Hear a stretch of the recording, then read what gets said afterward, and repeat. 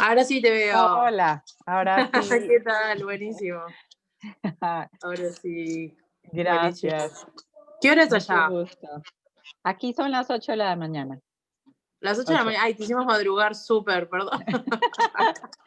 Tranquilas que con los niños clases Sí. arrancan como 7:30, entonces los tengo abajo conectados. Yo me subí y veo que está Emilia. Hi, Emilia. Not sure if we should speak in English or Spanish. Hola Catalina, en español Hola, está bien. español. Bueno, ¿cómo estás? Mucho gusto. Muy bien, gracias. Mucho gusto Bueno, conocerte. gracias, lo mismo. Buenísimo. Bueno, Y esperamos a Lisa y, y ya arrancamos. Ella está en Finlandia, así que no sé si capaz demora un cachito más en conectarse o qué sé yo. no, Buenísimo. perfecto. Una pregunta. Sí. La presentación yo la tengo en ambos idiomas. ¿Qué es mejor para el público que están esperando? ¿Que la ponga en español? O sea, que no estoy muy segura. ¿Qué prefieres? Si puede ser en inglés, mejor, pero no precisa. O Ok. sea, si tenés solo en español, no hay problema. No, la Digo, ¿sabes? teníamos Para que Elisa también entienda claro, y por eso. listo, perfecto. Si no tenés, Ya, si no en español, no hay problema. sí la teníamos y y me faltan 2 diapositivas al final que no estábamos seguras, pero ya me las están arreglando. Es una cosa muy breve. La verdad es que la teníamos Bueno, en ambos idiomas porque ya nos ha pasado esta semana y estamos montando una, entonces está perfecto. buenísimo. Bueno, espectacular. Esperamos unos Eliana, minutitos más a Lisa a ver si... Eliana, no sé si quieres que hago share screen. If you want me to share my screen, I have a few slides, but I don't need to use them. I can just speak if that's fine. Whatever feels more comfortable for you. If you want to share your screen, that's okay. Yeah, we've done that, or we've done just talking. So whatever is more comfortable for you. Okay, thank you. Well, yeah, no problem. Let's see. I'm gonna text her and see whether she's. Hold on. Lisa.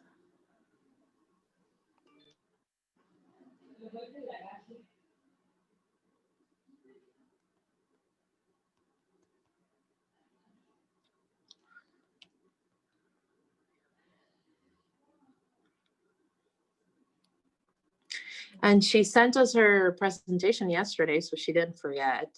That's how I know. Because with all these meetings, I was telling Amelia, like, it's so intense to be virtual. It's just like back-to-back meetings. You go onto one screen after another screen with like same people, and it's way too much. Yes. Yeah. So. And you've been doing this for a week. Yeah, exactly. Yeah, we've been doing this for a week. On Monday, we had the scholarship fair for all of our students, and people from the embassies were talking about the opportunities for study abroad, and also agencies here in Uruguay who offer scholarships to do masters and PhDs for students. We got people from the embassy of, we've got Colombia, we got the US, Fulbright, the UK, Australia, New Zealand, all sorts of opportunities that students have to go study abroad or do their PhDs abroad. So that was great. That was the first day. We also had the Minister of Education honor us with his presence. So we were like, oh, okay, all right, that's cool. And then Tuesday, we talked about the Agenda 2030, the UN's agenda, and we had the resident coordinator of the UN here in Uruguay discuss how Uruguay is implementing the agenda. And then we had someone from the Agency of Cooperation also here in Uruguay discuss with her how her vision on the agenda and on the objectives and how it got redirected with COVID. And yeah, you know, it's really, you know, the resources that were destined to that, you know, suffered a little bit, you know, understandably. So like how we're gonna catch up with that was really interesting discussion. And then a third presentation on how UTEC and the academic community can contribute also to the agenda, which is, I thought it was very interesting as well. And then on Wednesday, we had a discussion about innovation. Oh, no, sorry, about the digitalization after COVID and during COVID, and how, you know, digital transformation of universities, some were caught off guard, others universities were more prepared for the crisis, and, you know, what it takes to actually live up to the challenge. And then yesterday we had the discussion about innovation and internationalization, which was also very interesting with people from Argentina and Brazil, and how their universities are collaborating with the industry and co-creating solutions for society. Super, super interesting discussion as well. So hold on, I think we're gonna, let's just start and see whether, because I don't want you to waste your time. So I'm just gonna introduce you all. We've got Emilia Hodge here. Emilia is the Director of Graduate International Outreach at the University of Florida's Graduate School. She received her bachelor's degree in science education and a master's degree in education from the University of North Florida, with a specialist in education degree, mental health counseling, and a PhD in educational leadership from the University of Florida. Dr. Hodge has over 20 years of experience in education, having worked at Sacred Heart College in Belize, and as District Education Officer with the Belize Ministry of Education. In addition, she has held positions as Director of Santa Fe's Associate of Arts Advisement Center and Assistant Director for University of Florida's Alliance for Graduate Education and the Professorate Program. She has also worked as the Program Evaluator for NSF-funded grants and taught Program Evaluation course in the UNF Belize Master's Program. Her interests include issues of international outreach, student success, program evaluation, and strategic planning. That's, my gosh, that's like a very impressive resume. We're like so honored to have you here, really though.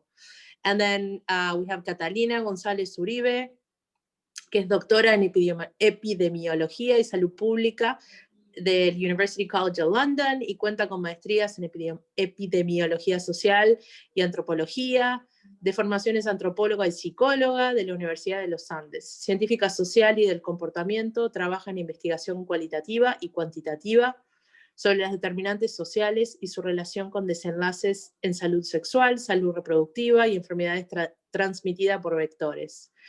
O sea, estás súper en boga ahora. They call you all the time, ¿o no? Completely. Oh my gosh. Del anonimato al... Sí, al estrellato, ¿no? Al estrellato. Sí, totalmente. Como profesora de la Facultad de Medicina, lidera el diseño del currículum en epidemiología para el posgrado. Ha trabajado en proyectos de investigación aplicada con enfoque en ecosalud, en temas de primera infancia y comunidades indígenas. Sus áreas de investigación son diseño, ejecución y evaluación de proyectos de investigación en salud en poblaciones urbanas y rurales. Enfoques transdisciplinares, integrando metodologías cuantitativas, epidemiológicas y cualitativas de tipo antropológicas y psicológicas. Desde enero del 2020 es la directora de internacionalización de Uniandes. And I got so many questions for you, Catalina, not related to internationalization. Are you confused? Unrelated to our topic. But, and then we got Lisa. Lisa is, hold on. She's a doctor of education and a master's in social science, and she's the head of internationalization at the University of Karelia in Finland. She contributes into the Karelia strategy, building and implementation, leads the internationalization process, partnership development, and global education services. And in addition, she contributes extensively into the international research, development, and innovation project design and leadership. Her portfolio includes more than 20 international and national projects as a project designer, leader, and expert. And within Erasmus Plus, she has been designing and leading both knowledge alliances and strategic partnerships projects. In addition, Lisa was the key developer of the Sino-Finnish joint degree of energy and power engineering with the Institute of Technology in Harbin, China, and Karelia University of Applied Sciences in Finland. She has research expertise in exploring higher education from different points of view, and she continuously acts as a researcher in different projects, elaborating the development processes on regional development, transcultural learning and teaching, transversal competences, and co-creative processes. Her research portfolio includes 7 referee articles, more than 30 other articles, and 1 edited journal. She has a wide international and national network and has several positions of responsibility. She's a member of the National Board of Internationalization at the Ministry of Education and Culture. She's a member of the National Board of Education-Based Immigration and Employability of Foreign Students at the Ministry of Education and Culture. And she's a member of the internationalization group of the Rectors Council of Finnish Universities of Applied Sciences and the chair of the North Karelia Regional Committee supporting strategic internationalization of the region. My gosh.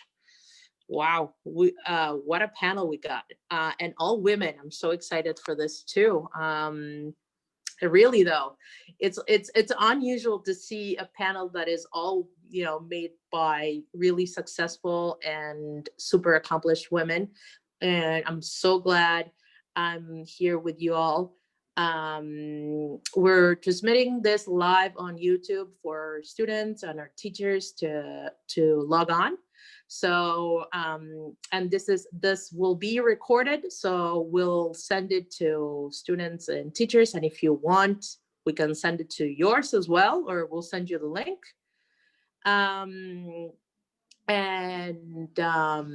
So you can distribute it as well, because I think this is super unusual that we're all here, that we've taken the time to chat and discuss ideas. So, this year, just getting into our topic, this year has been really hard in all regards, but it has also hit really hard our core, our internationalization at the universities. We were so used to focusing on mobility and how we can move students and teachers from one place to the other. And suddenly, boom, all borders are closed, and a virus and a pandemic, and we can't really, focus on that anymore. And everyone is so scared, and there's so many uncertainties that are going on in the world. And we've had to switch gears and see how we transform our strategy. And I think that, it was, of course, a huge challenge, but also a great opportunity to see, focus on internationalization at home and see how digital mobility, we can still collaborate, and in a time where cooperation is more needed than ever in the world. I think our role got redefined and redesigned, and there's tons of opportunities that we can that we can take advantage of. And for that reason, I'm going to ask Emilia if she can, take over and discuss with us what the strategy at Florida has been. And over to you. Thank you, Eliane, for that kind introduction and for the invitation to be here. It's wonderful to be with you all and to participate in your week-long activities. So it's an honor, as I said, and thanks especially to Matthias for his patience in answering all the questions in my numerous email messages that I sent to him. The topic is trends and challenges of university internationalization. So I will start with a university overview to establish some context. And I will share my screen if that's okay. Is that what you're seeing? Okay. Yep. If you can put it on the presentation mode, I think it's F5. If I put it on the presentation mode, it'll come over to my other screen also. Ah, okay. Yes. All right. So I can do without it if it's better. So the University of Florida is located in Gainesville. It is the state of Florida's oldest public research university, and since 1985 has been one of the 61 leading public and private research universities in the USA and Canada that comprise the Association of American Universities. UF is consistently ranked among the nation's top universities, currently number 6 among public universities in the US. UF has 16 colleges, 96 departments, over 150 research centers and institutes, over 200 graduate level programs, and serves over 55,000 students.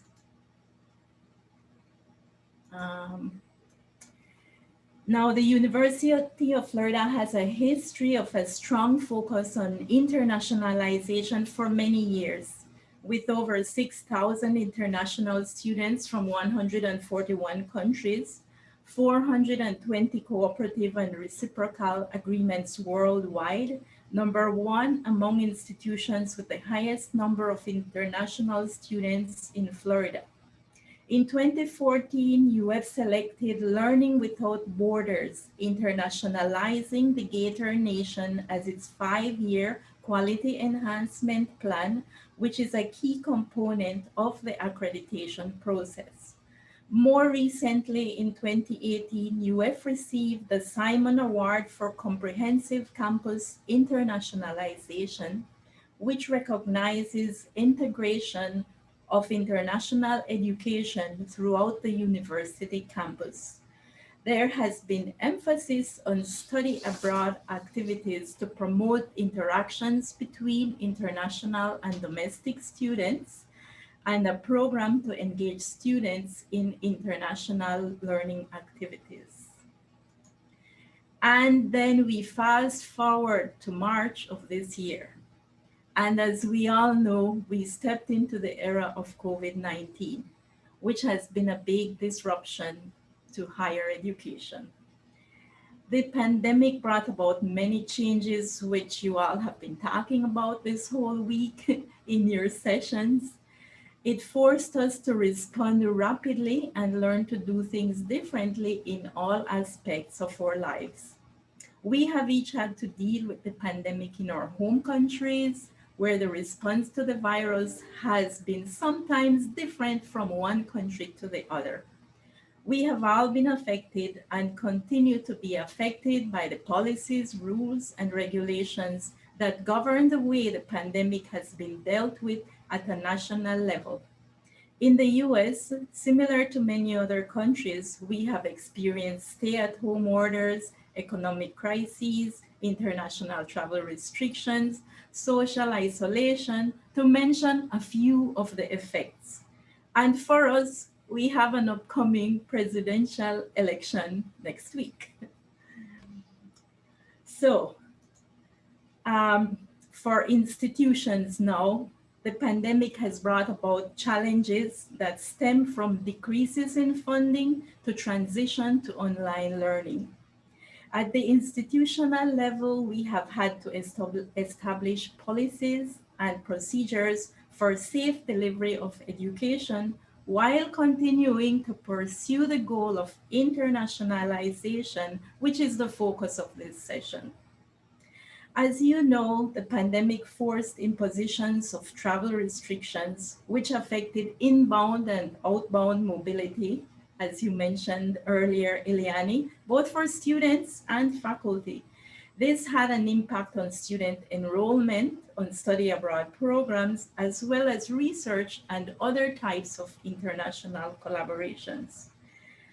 As we think about trends, what comes to mind immediately is the move to the increasing use of virtual platforms to conduct the business of education.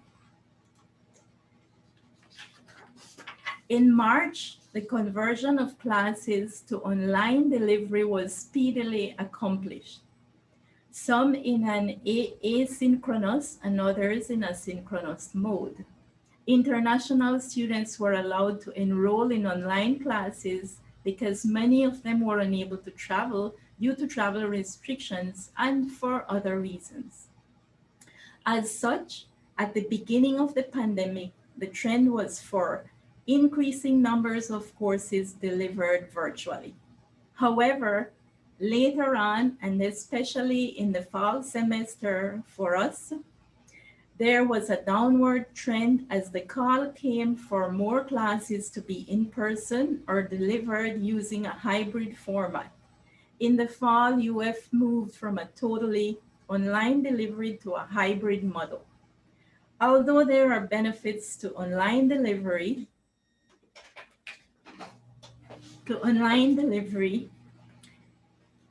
we know there are challenges, such as students may have varying access to technology and the internet.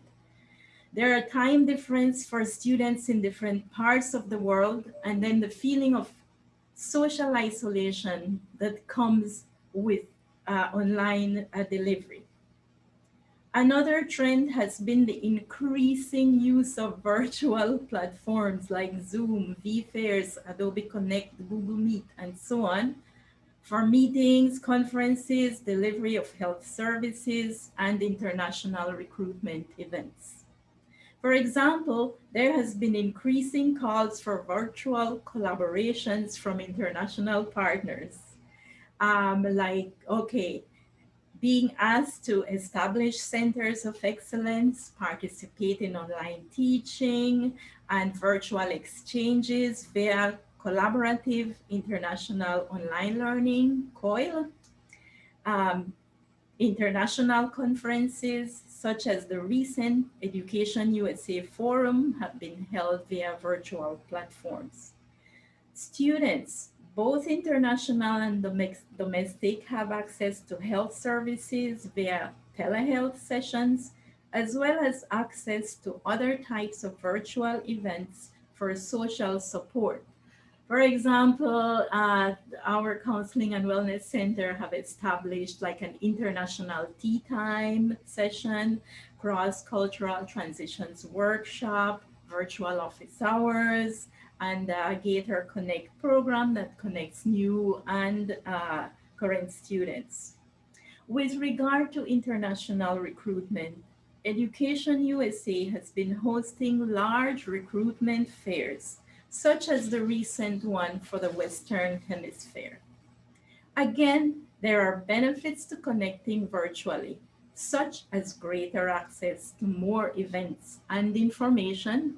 It's more cost-effective, readily available. There's the ability to reach a larger number of students, and we can engage with students in regions that we have not explored before. There is also the possibility for greater involvement of students, alums, and opportunities for creativity and innovation.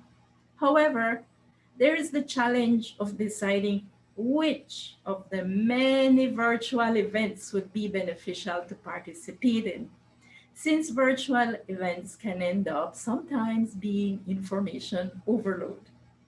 Again, the challenges regarding time zone differences, increasing competition for virtual collaborations, and the need for increasing follow-up activities.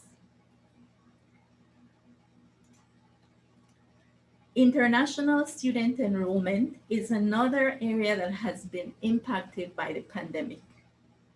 According to a recent NAFSA report, overall international student enrollment has been for the past years in the US on a downward trend, except for doctoral student enrollment, which has been on an increase. Now, this has been good for the University of Florida, where research is a major focus because we are a research one institution. However, with the onset of the pandemic, as well as with federal rules and restrictions that exist, there has been a decline in international student enrollment. For example, in 2019, there was over 3,500 new international students, and now there has been quite a decrease for fall 2020 semester. Although it is uncertain what the future looks like for international student enrollment, I must say that we have observed that international students still show an interest in UF as a destination for graduate studies. Nevertheless, the economic loss from declining student enrollment becomes a challenge, as well as the anticipated decrease in international diversity among the student population.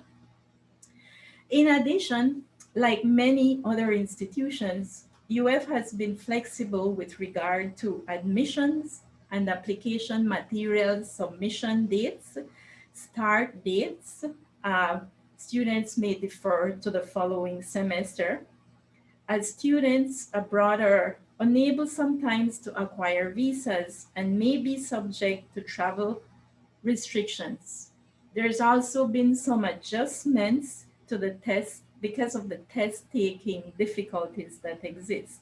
For example, right now there's a temporary emergency admission exam waiver, which allows most graduate degree programs to waive the GRE, the GMAT, and FE exams for applicants for spring, summer, and fall 2021, except for full-time MBA programs and doctoral programs in the College of Education.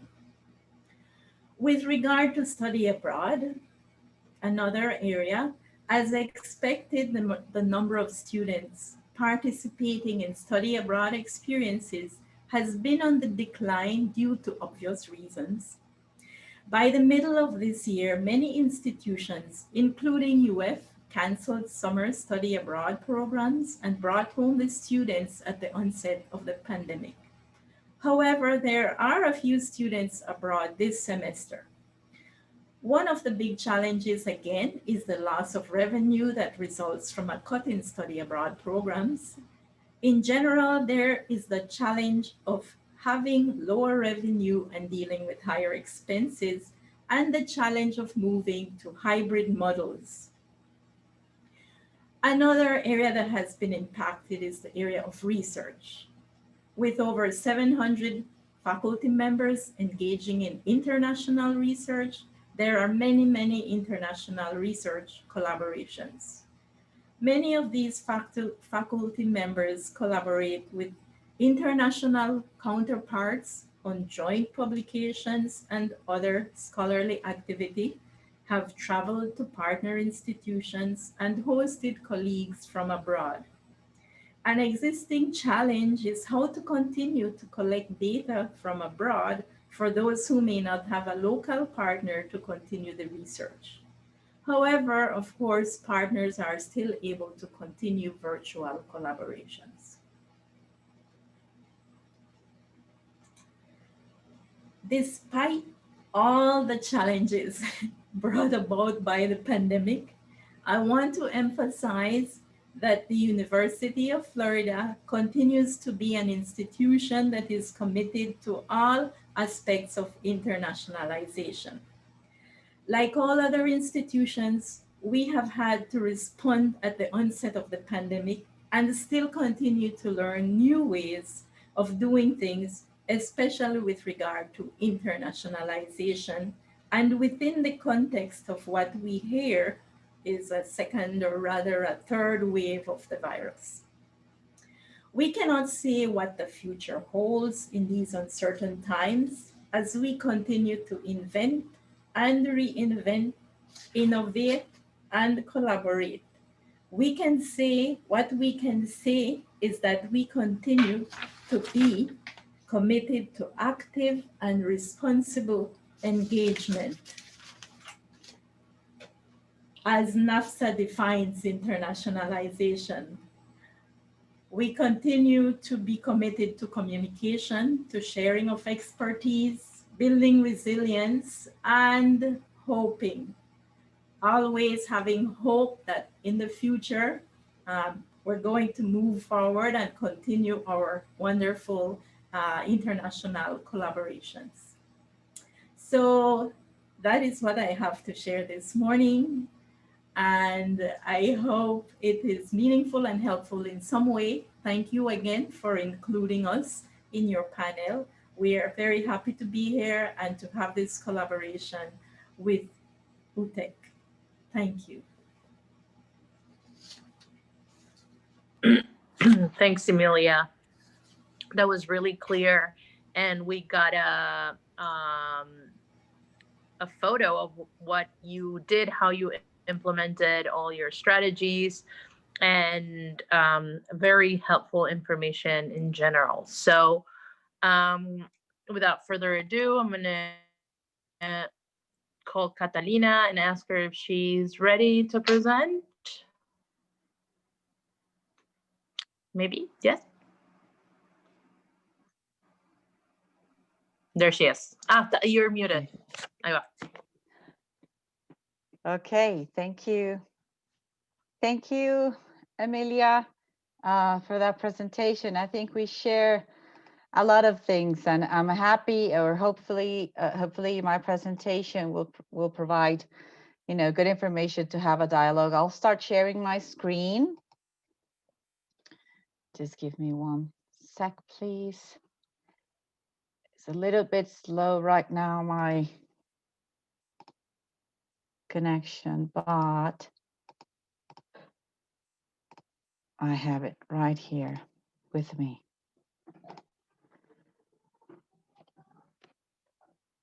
All right, so I think everybody is able to see the presentation. Yep. All right. Well, thank you again for this opportunity. And this past 2 weeks, while we were preparing what we wanted to share with you, it helped us a lot because we had some nice, interesting strategic meetings, and we included some of these reflections that we share with you today.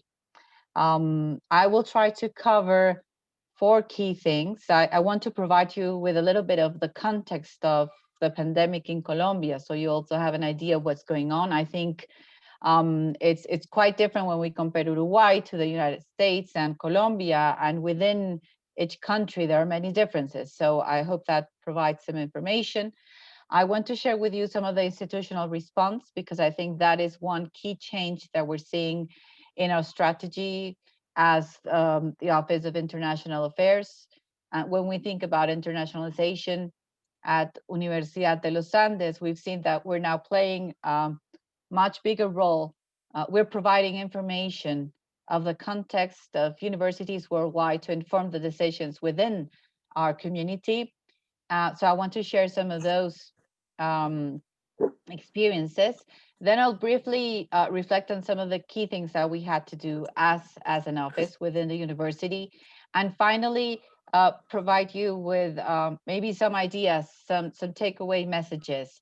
And I have a proposal as well of what we're doing. And if some of those listening today or the institutions presenting, I'll be happy to discuss for later on.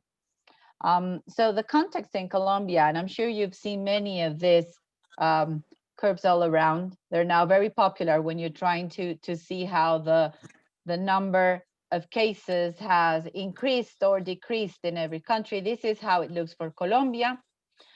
We declare the pandemic within the country March 14th. And so far, this is how it looks. We had this peak around August, between August and September, some cases going down. We are one of the countries that experienced some of the longest lockdowns. We were in complete lockdown for about 6 months or so, which has had a very important effect in the things that we do as a university, and of course in the social context. Cases are rising again, as they've seen in other countries, because there's more people out, and well, for other reasons. This is how Colombia compares to other countries. Unfortunately, we don't have many more examples here to see, but these are more or less the numbers for the end of October, and cases seem to be rising again. To sum up some of these, in Colombia, we had a total number of confirmed cases of about 1 million. We know that we might be underreporting, some of these information, and 30,000 confirmed deaths. There's a very strong case right now to understand what's going to be the effect of COVID-19 in terms of our social and economic development within the country. Why is this important? Well, as universities, we're hit very hard by this.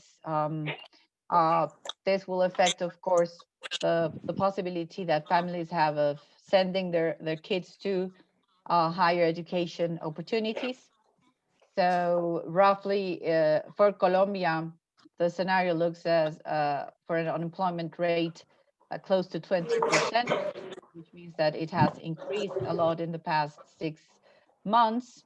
And some economists are even saying that we may go back to poverty levels like those we saw around the year 2000. This is using, of course, a language, that comes from the economics. I think we should have this very clear, because as universities, we have a social responsibility. We play a key role within our communities, within our larger societies. One of those key roles that we've identified for Andes University is to be able to provide information and evidence for the decision making. So this is the kind of things we need to reflect on. And this is the context of the students that we are going to receive. Of course, we've seen lower levels of enrollment, different dynamics still developing. And that is going to have a long-lasting effect for now, at least for the next 5 years. Why do I want to mention some of the administrative aspects, which might sound, like why is this important at the moment? Well, it turned out that for our case at Andes University, we do have international students visiting, and we have students as well traveling, but the percentage, the proportion of students that have that opportunity is not very high. We're talking about 2% of our students having an opportunity abroad. We have around 19,000 students overall, including undergrad and graduate studies. So as you can see, the number is quite low. That doesn't mean we spend a lot of time, around this. I think the reason we don't have a larger proportion of students is not only based on what we do as an office within the university, but also, socioeconomic opportunities and language barriers, which all explains this. But what happened is that all of a sudden, we had to make a lot of decisions that involve the central level, central level of the university, and the internationalization office was able to provide support with many of the decision making, because we had in our radar what was going on, in other universities in Latin America and European region and the Americas. And this permanent dialogue with all of our partners allowed us to make decisions, to provide, information for our leaders to make these decisions. So by the end of February, we already had a crisis committee within the university, which was organizing 3 different scenarios in terms of prevention, containment, and mitigation. And we provided a lot of information to them. And it also, of course, we were included in a very strong way, because we had many students outside by then who had already traveled and started their semesters end of January, beginning of February. And we had roughly 100 or so international students within campus or around Colombia. We closed our campus March 16th, and everybody started working from home. And our office, International Affairs, will keep working from home at least until December, and probably the first semester of the next year. So digitalization, of course, and the development of digital competences has been a fantastic opportunity, because we're always talking about internationalization of the curriculum. But it's a different thing to actually have to experience, this as administrative team. So this is something I would like to maybe see what our partners experienced as well. In terms of the academic aspects, all of our courses went remote around March 2020. All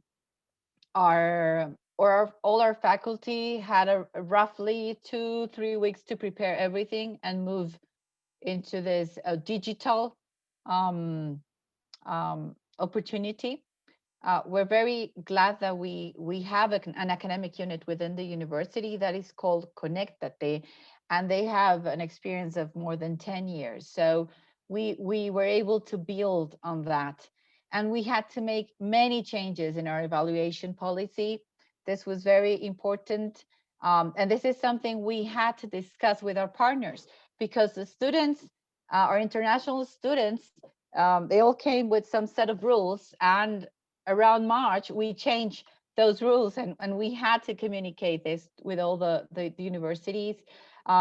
We wanted to help the students to deal with the stress and the mental health issues related to this new experience. And we wanted them to focus on the learning experience. So this is some of the adjustments that we had to make as a university, and where the international office was able to collaborate. Some information about our faculty. Only a third of them had previous experiences with remote or virtual blended learning courses.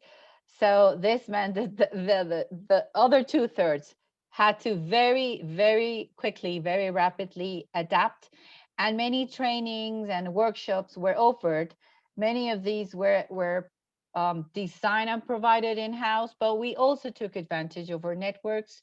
We are part of many networks of universities, and we've had very nice seminars and to reflect upon with one of the networks, which is called HOOC, the Hemispheric University Consortium.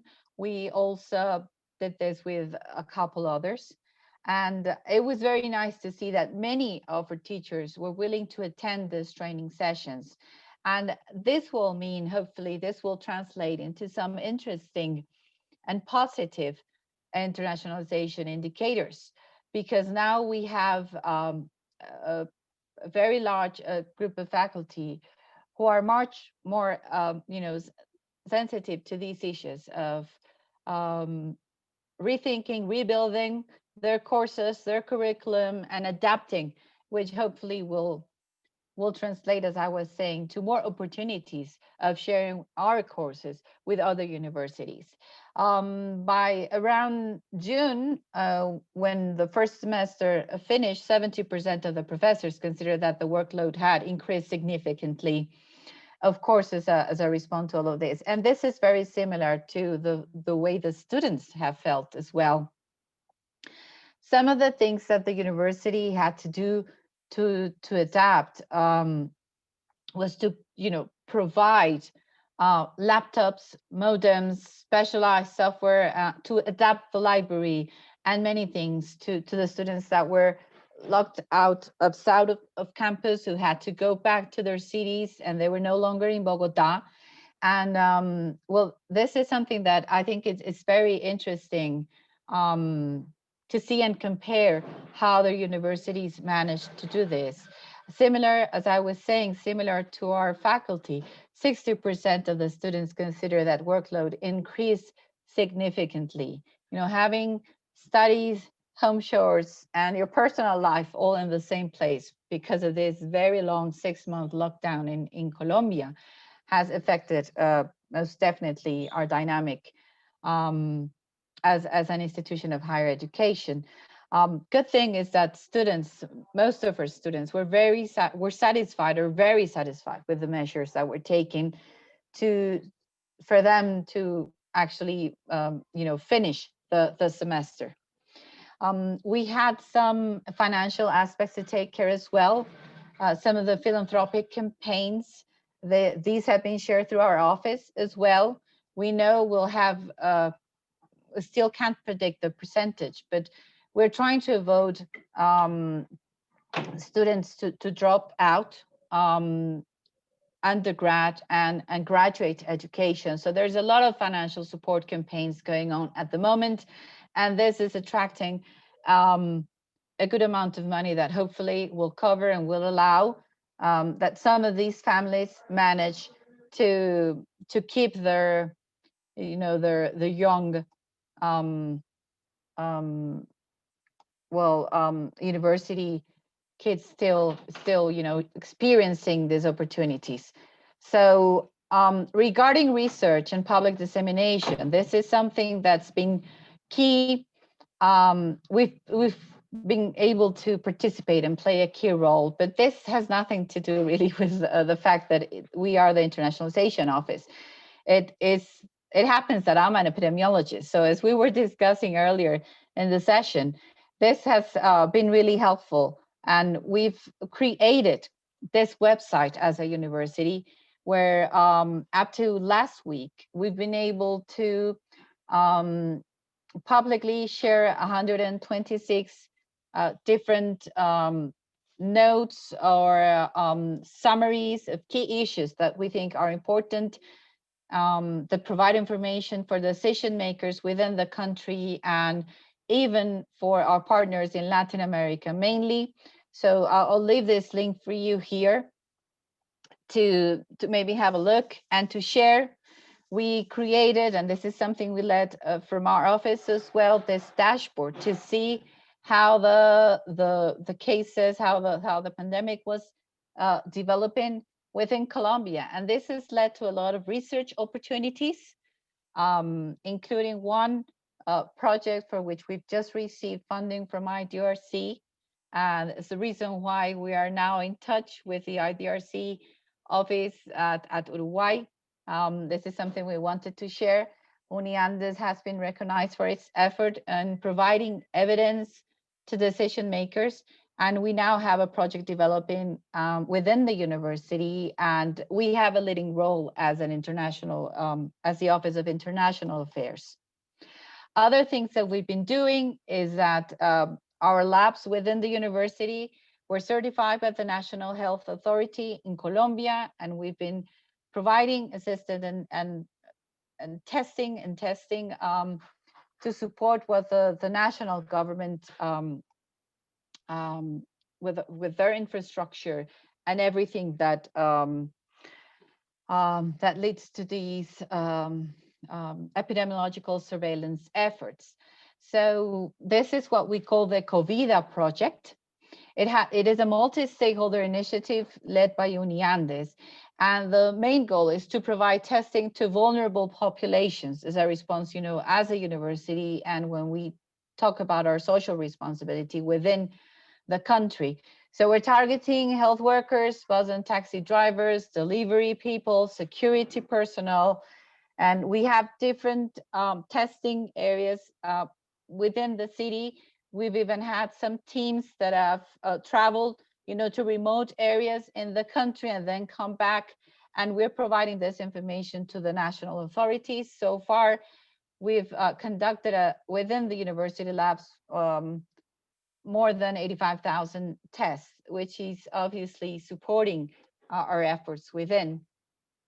This is just to briefly show the number of tests that we've been since March, maybe end of March, early April, conducting within the university. So what about our response from within the Office of International Affairs? Well, our number one priority was contacting and supporting all of our students abroad and our visiting international students.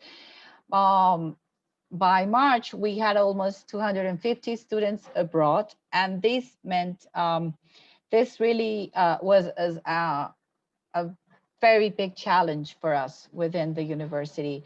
I don't think we were prepared at all, as not only Andes, but nobody was expecting this.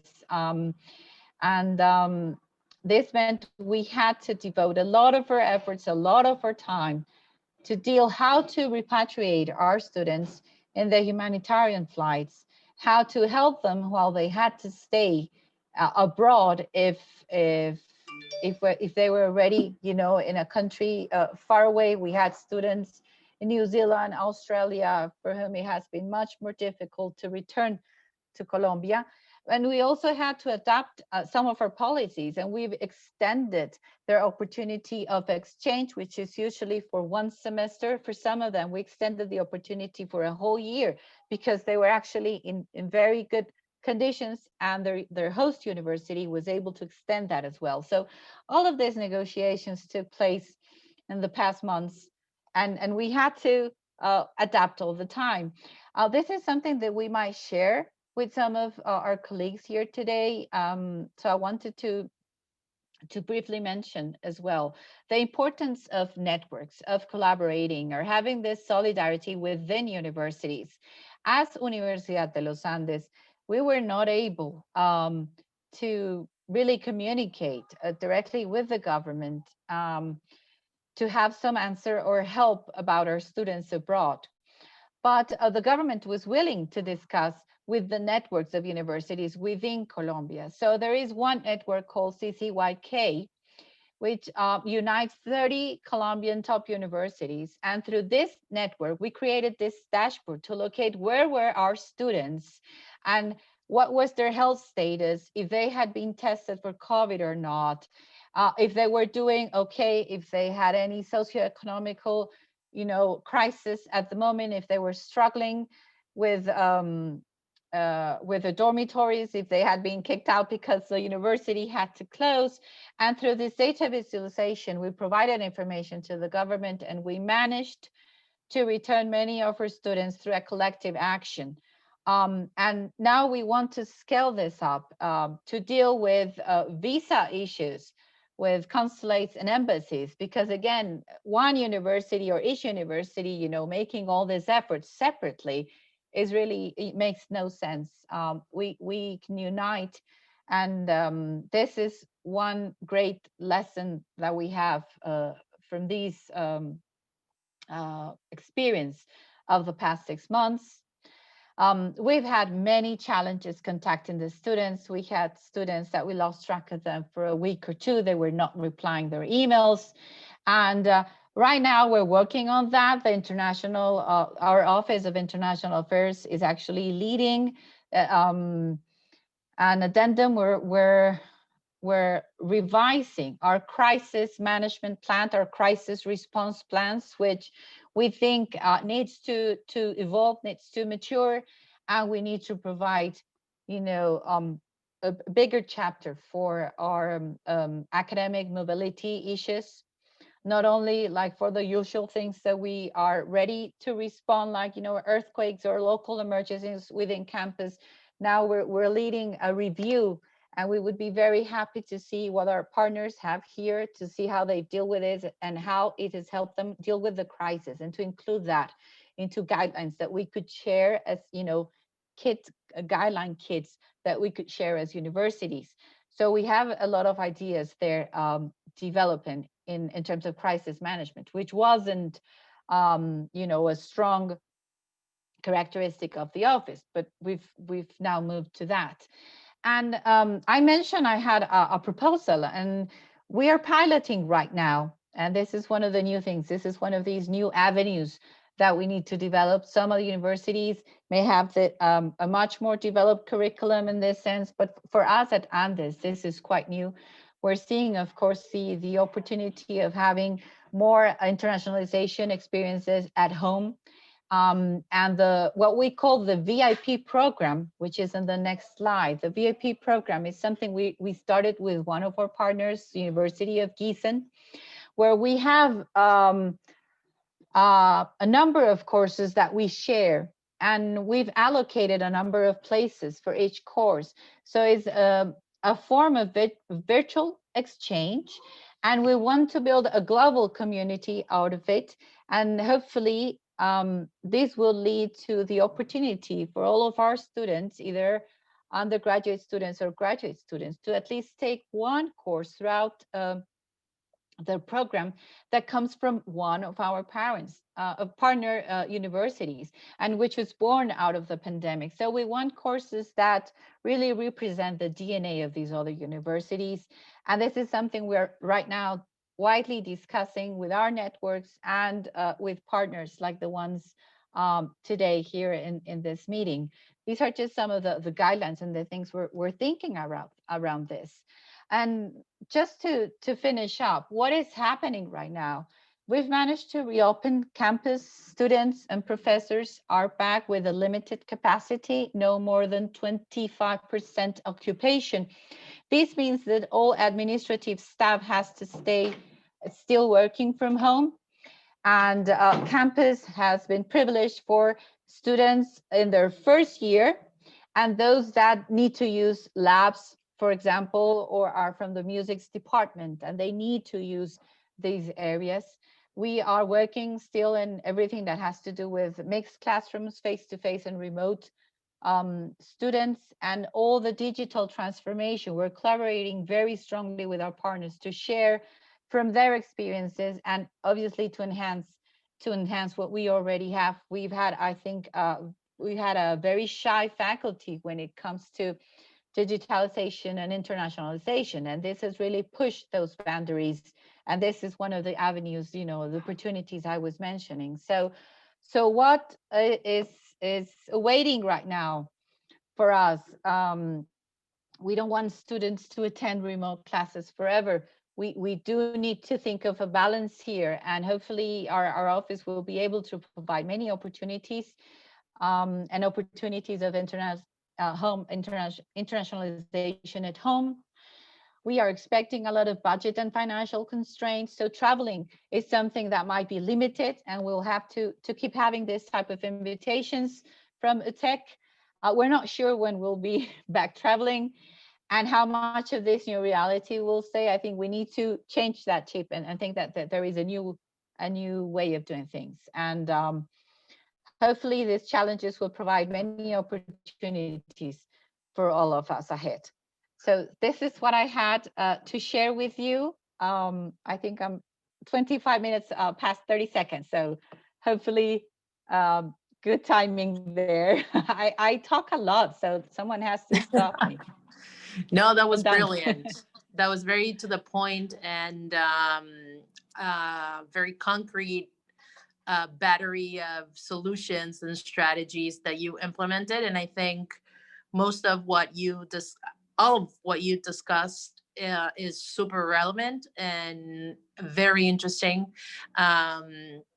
All the projects that you mentioned and this website where you can have policy recommendations. I think that's really disruptive and it's really the point of our offices, which is to add value to the chain of improving the world we live in. So we're all, I think, our perspective is that we're a tool for other people to use to improve their lives. So we're not a goal in itself, traveling is not our goal. Like, we're not a vacation travel agency, which many people are like, oh, you guys, like, what do? Do are you a travel agency? Are you like, do you book tickets for people? And I'm like, dude, like, you're missing out on the whole point of this office. And we've had many times and many, and many opportunities to explain what we do. And that's fine. Like, I think that is part of what we do. But I think with all that you've explained and all that you've shared, it's very clear to me how we can add value to the whole university and to our communities and the whole. So thank you for that, because I think that adds to our mission and what we do. So Lisa, are you around? She's here, I think. See? Yes. Hello. I'm here.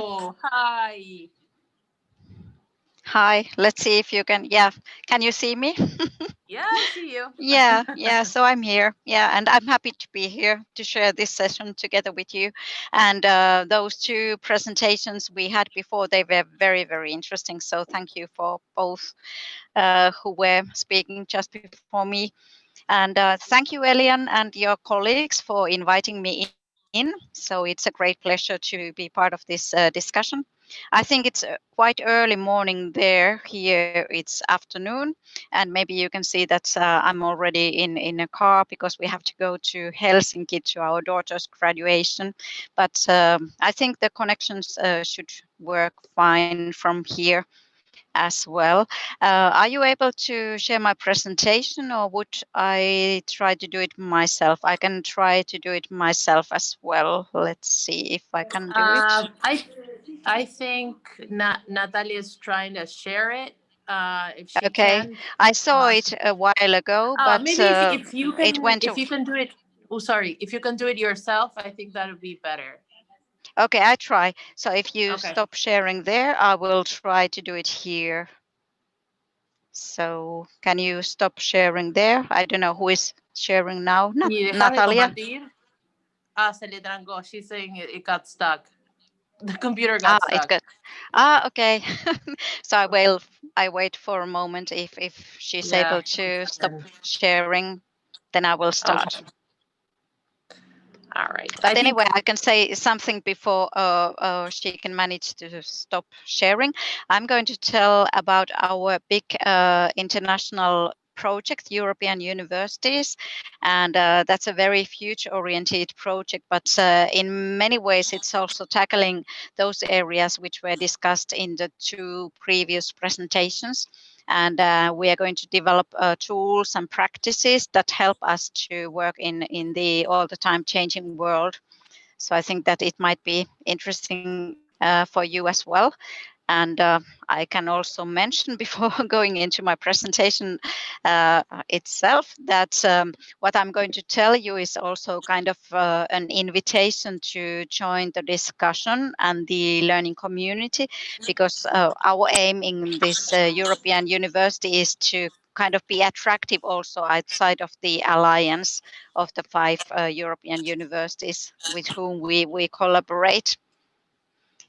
So I hope that in the end we have some moments to discuss if those areas of development or the practices we are doing would be somehow appealing for you also to contribute into. Are we still having the problem with frozen screen? Yeah, I'm asking. Yeah, I'm asking our tech team. Oh, I think now you can do it. Yeah. Can you try? I will try. Let's see if I'm able to. Wait a minute. Yep.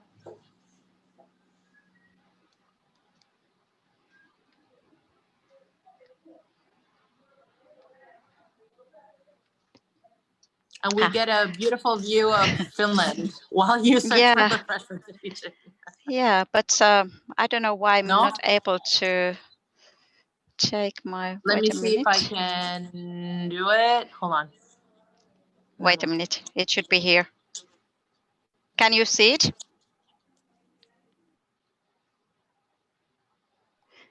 Yes, At least we to can. me, it seems like I'm sharing with you now.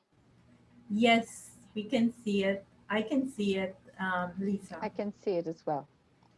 Okay, great.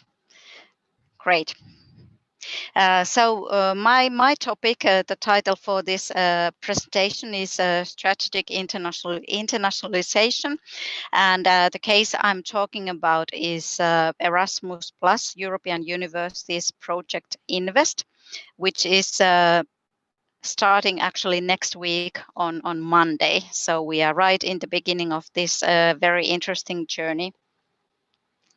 And I don't know if you know this European initiative, European Universities Program. So I thought that I will start by sharing some of the main aims of this program.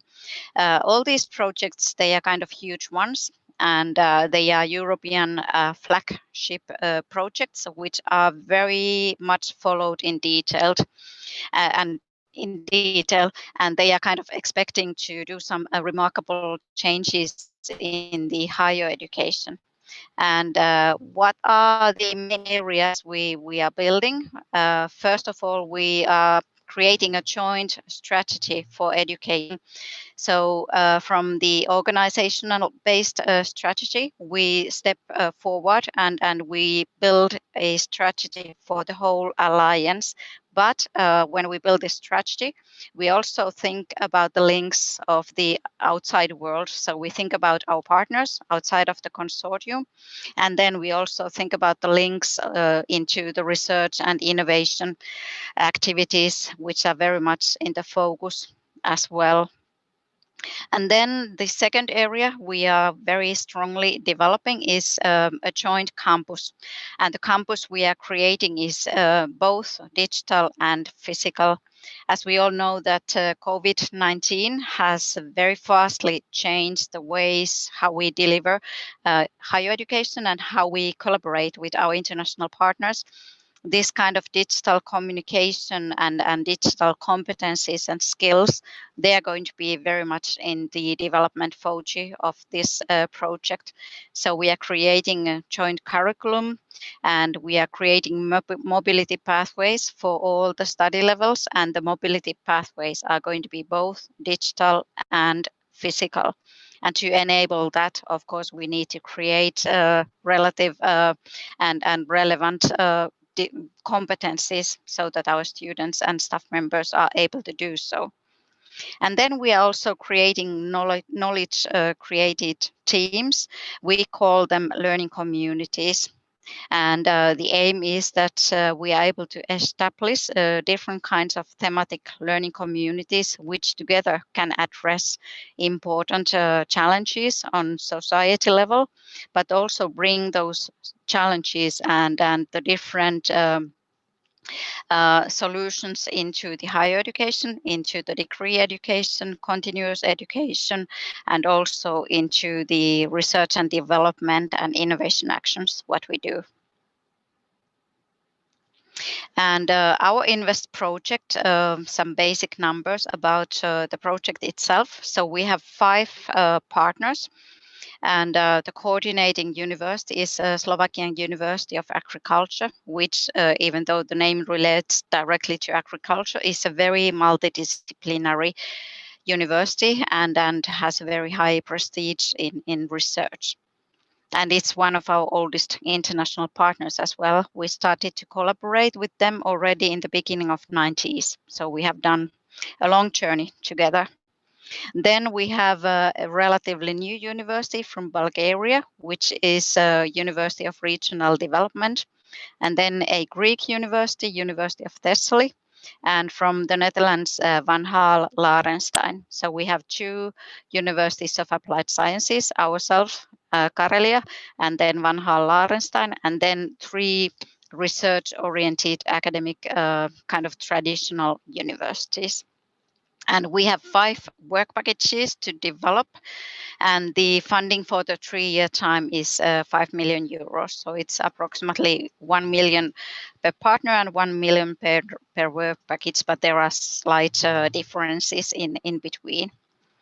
And the program is for 3 years, but it might be that there is going to be some continuous funding after this 3-year time as well, because the timeline to kind of reach and fulfill all the objectives is 10 years, because these are so big projects. And our alliance is thematically interlinked with sustainability and European Green Deal, which are very current and important topics. And then some numbers for you to get an idea about the entity. The alliance as a whole has 45,580 students, and then we have more than 100,000 alumni and staff members, 2,800, different faculties or areas of studies, more than 30, and more than 100 research groups. And then for the education, we are going to build more than 16 joint degrees. However, we are discussing if they are going to be joint degrees, because at least for now, there are some legislative obstacles, and they might be a bit heavy to administrate. It might be that we go more into flexible modular joint degree models where everyone is accrediting their own degrees, but we build the pathways together. But anyway, there are going to be a lot of joint study pathways, including bachelor, master, and doctoral education. And continuous learning is also very much in the development FOCI, not only for the students, but also for our working life partners and even for our staff members. And what are the focal points in this kind of development process? So education is of course very much in the focus, because we are talking about Erasmus Plus program. They are all very much related to education and joint curriculum development and joint development of competencies and skills in the field of education. And then mobility is very much promoted. As I already mentioned, it's going to be both physical and digital mobility. And one of the first kind of challenges or tasks is to define the virtual mobility in a way that it's also acknowledged and accredited as mobility action. And then we are developing learning environments, physical and digital again. And then we are creating research, development, and innovation pathways and these learning communities. And the aim is that we are going to very actively apply for international research funding. And for example, now we are applying also Horizon for this invest entity, Horizon for Excellence. And if we get that funding, that's meant for research development and innovation capacity building, so that we would have more competencies and skills to be active actors in those programs. And then we want to create excellence in various areas. And as I mentioned, we have 5 work packages, and I wanted to just give a list of those, because that probably gives also more concrete picture on what we are doing. Well, of course, management and coordination is there. No explanations about that are needed, I guess. Then the second work package is cooperation model, quality assurance, and evaluation.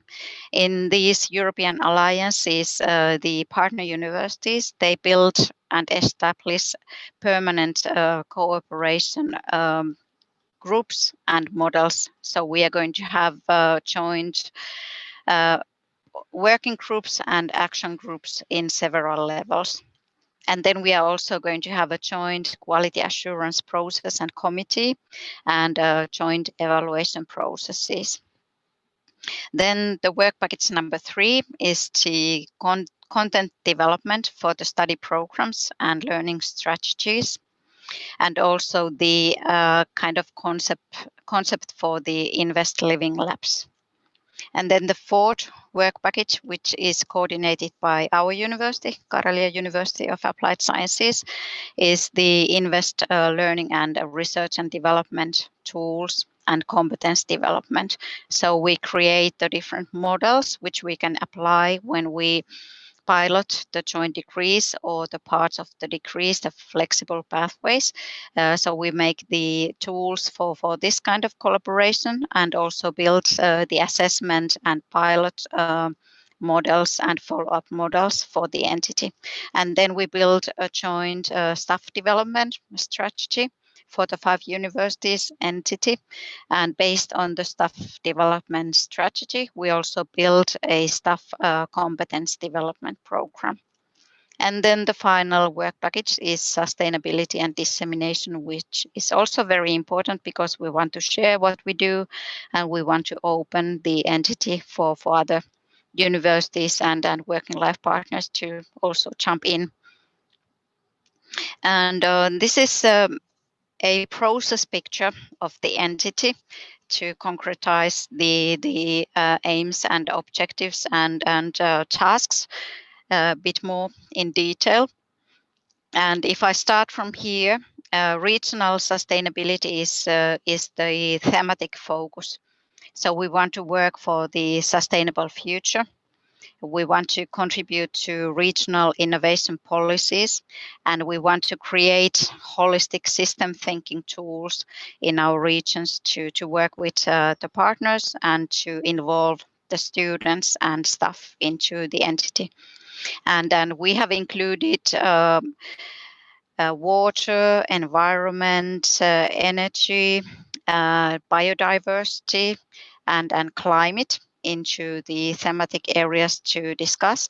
But as kind of overall developing tools, we also include entrepreneurship into the package, and also other transversal competencies. And then our tool is to create courses and awards so that we are able to ensure that all the higher education students and the future graduates, they will have relevant future skills, and they all are able to promote sustainability in one way or another.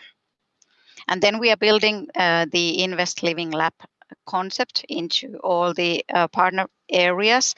And these are going to be those places where we integrate teaching and learning and research into one entity, and also involve our partners. And then we are going to build a virtual Educate for EU platform where we provide an access into the learning pathways and enable our academia to collaborate and easily find each other and be aware of what happens in different areas and in different parts of the process. Also, the quality assurance is going to be part of this package. And then we also build joint tools for business initiatives and financial administration.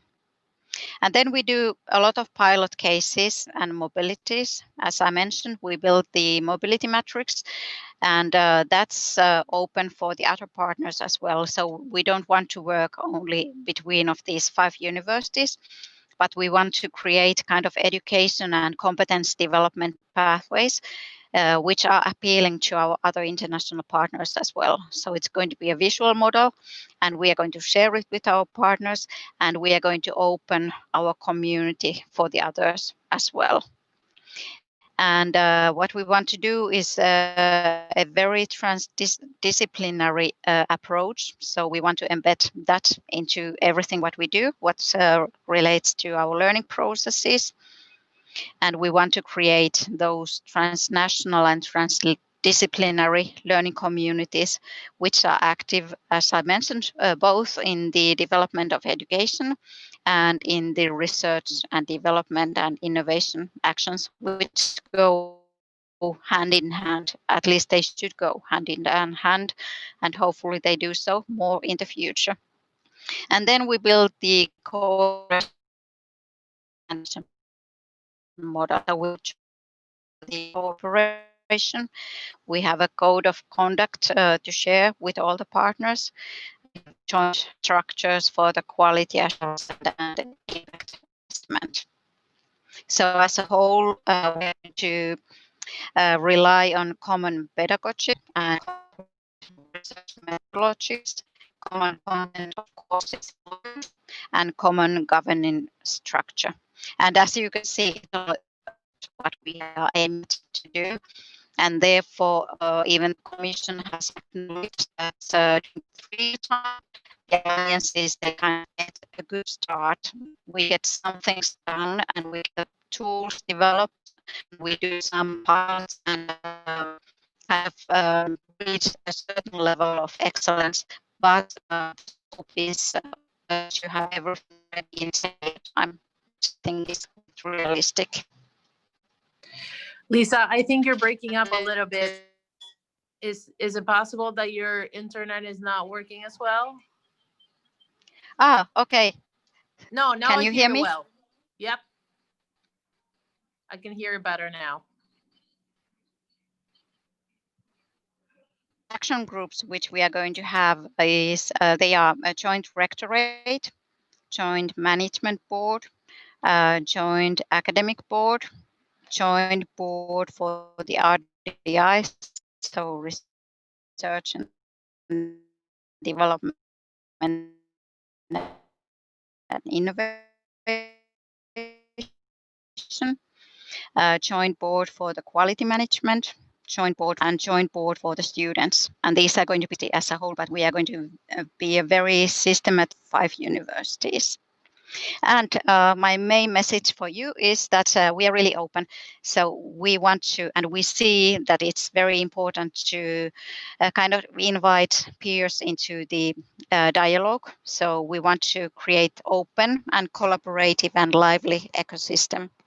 So we would like to invite our international partners to join the discussion and also to join our learning and research community for the better future. Because when we are developing these actions and creating new research and development projects, we want to have good partners and committed partners, and we want to go outside of our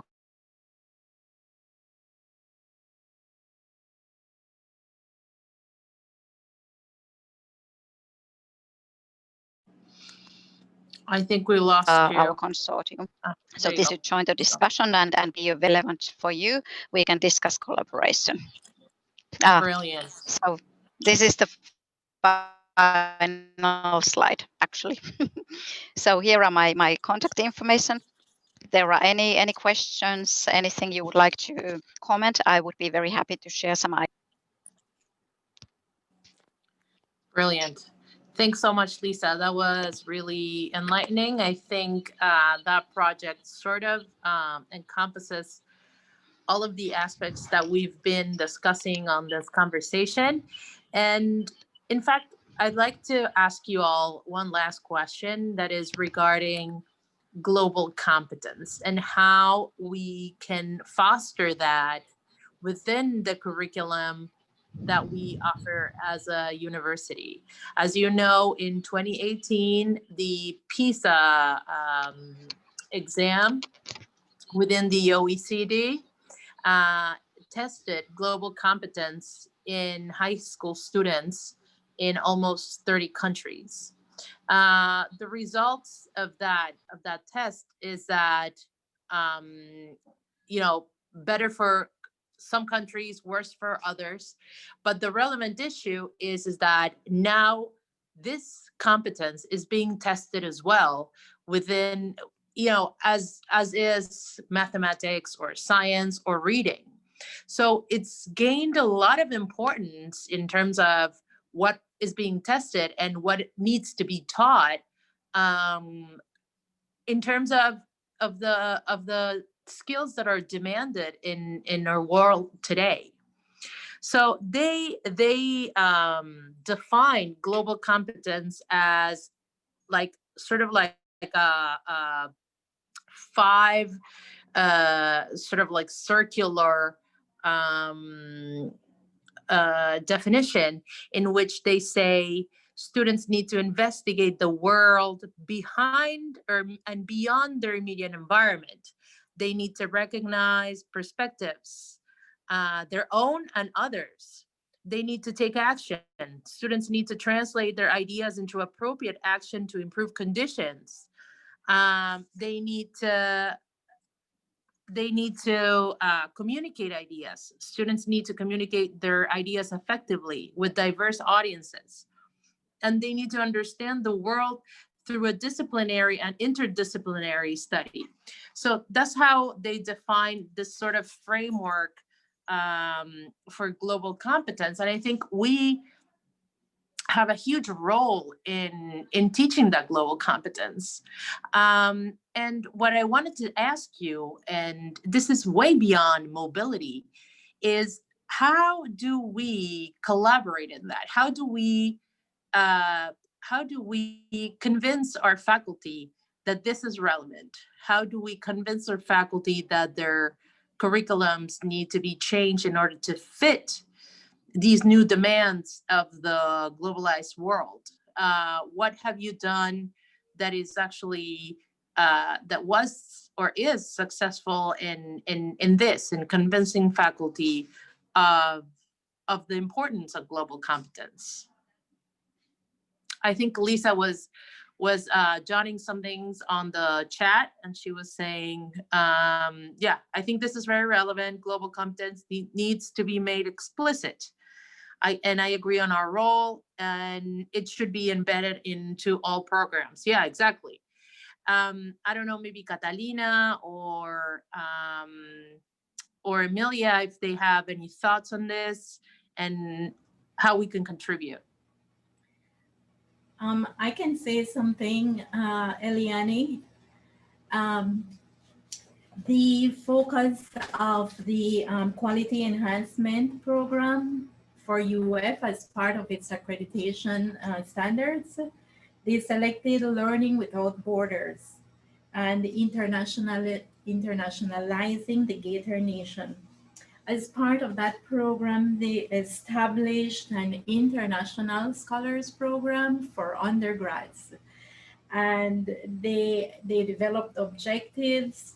They worked with faculty members, and actually there were 61 new international courses that were created, or faculty members infused some internationalization component in their course.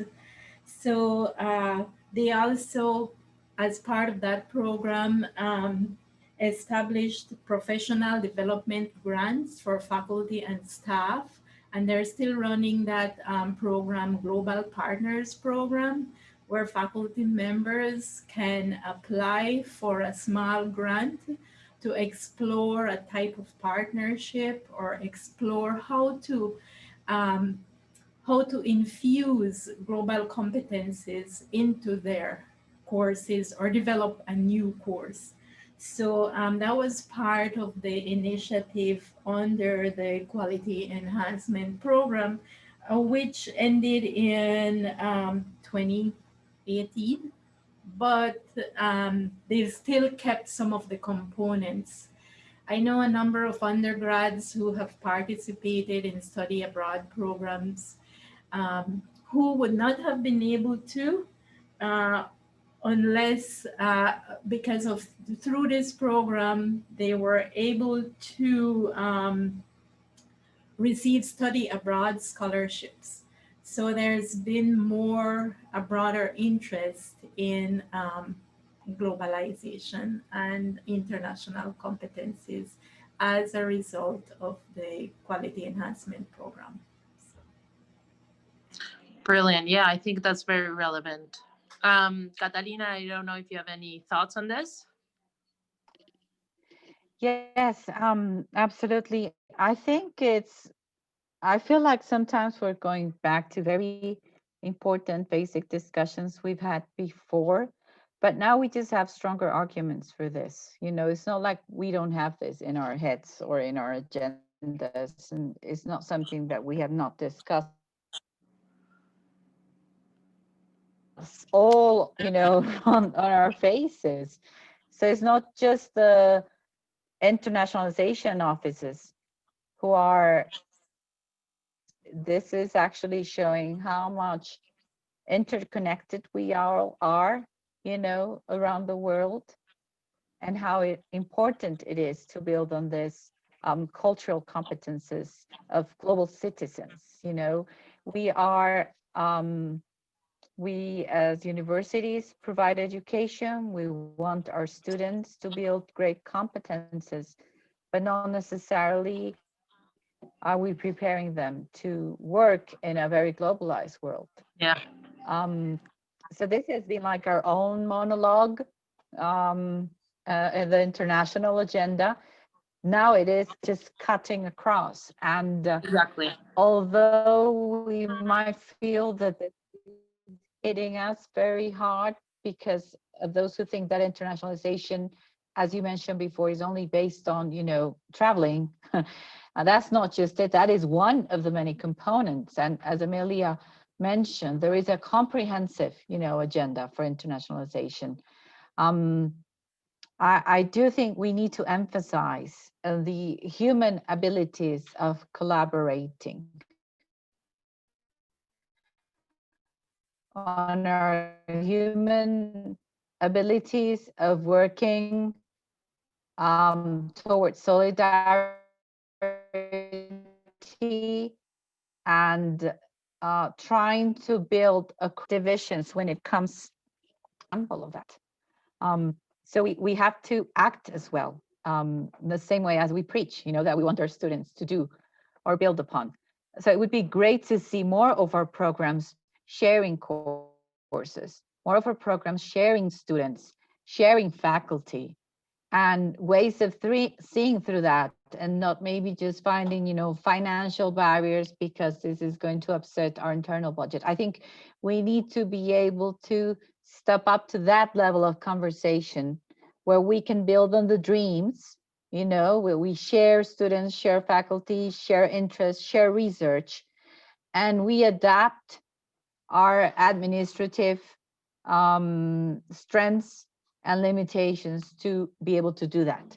Because I think we were doing it the other way around. Do we have the money to do that? Now is not a matter of if we have the money or not. We need to jump into you know, that digital transformation and allow our students to navigate that. There need to be less barriers. As I mentioned, only 2% of our students at Andes are able to take advantage of an exchange program. Why is that? Because it's very expensive for our students. Traveling from Colombia is expensive. We have a lot of visa regulations for students that produce a lot of barriers. So we need to think of internationalization at home, but we also need to think of platforms for them to collaborate, to engage with people in Singapore. And just, I think we need to step up the conversation. It needs to go to a higher level. And the context is producing this opportunity, most definitely. And that's why I feel we go, you know, like back and forth. I mean, we've known this for a long time, but now we're just leaving it. We need to, we're experiencing this. That would be. Yeah.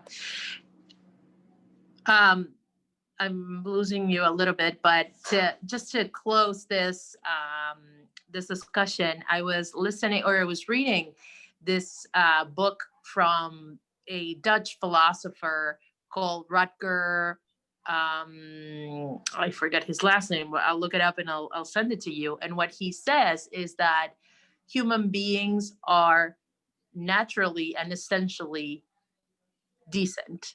And it seems like this is not a revolutionary statement, but a ton of people in history and philosophers have discussed the opposite. And what he says, and I think it's very interesting, is that what differentiates human beings from other animals is that we can collaborate. And it's not standing on the shoulders of giants. It's standing on the shoulders of little midgets like you and I, and collaborating and cooperating together to advance the society. And I thought that made so much sense, in the sense that, like, us alone, we can't do anything. We all need teams. We all need interaction. We all need cooperation. And this is not like huge steps. This is standing on the shoulders of midgets, like the little people that we all are.